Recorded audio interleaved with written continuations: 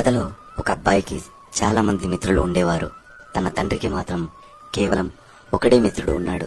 ఒకరోజు తండ్రి కొడుకులు నిజమైన స్నేహితుల గురించి మాట్లాడుకుంటూ డబ్బులు, హోదా, మంచి సర్కిల్ ఉన్న మిత్రులే మంచివారని తండ్రితో వాదిస్తాడు.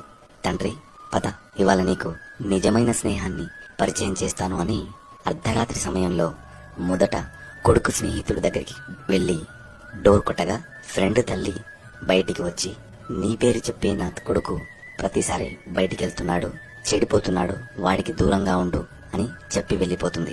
మరొక కొడుకు ఫ్రెండ్ ఇంటికి వెళ్ళగా వాడు ఇంట్లో ఉండి కూడా లేడు అని చెప్పిస్తాడు. చివరగా తండ్రి తన ఏకైక మిత్రుడైన వాళ్ళ ఇంటికి వెళ్లి అతని పేరుతో గట్టిగా పిలవగా లోపటి నుంచి వస్తున్నాను ఆగురా అని బదులు వస్తుంది. కాసేపటికి తండ్రి మిత్రుడు ఒక చేతిలో డబ్బు, మరో చేతిలో తుపాకీ పట్టుకుని బయటికి వస్తాడు. అది ఎందుకు అని అడిగినప్పుడు, నా మిత్రుడు అర్ధరాత్రి నా తలుపు తట్టాడంటే అయితే డబ్బైనా అవసరం తీరుస్తుంది, లేదా ఏదైనా గొడవ లాంటిది ఉంటే పద, నీతో ఈ తుపాకీ పట్టుకుని వస్తాను, చూసుకుందాం అని అంటాడు. దానికి తండ్రి, అలాంటిదేమీ లేదు, నా కొడుకుని మన స్నేహం గురించి చెప్పాలనుకున్నాను అని చెప్తాడు. ఎలాంటి బంధం లేకున్నా ఎక్కడో పుట్టి మన కోసం ప్రాణం కంటే ఎక్కువగా ప్రేమించే స్నేహితులు ఉండడం ఎంతో గొప్ప వరం. అలాంటి మీ మిత్రునికి ఈ రీల్ షేర్ చేయండి, ఫాలో కూడా చేయండి.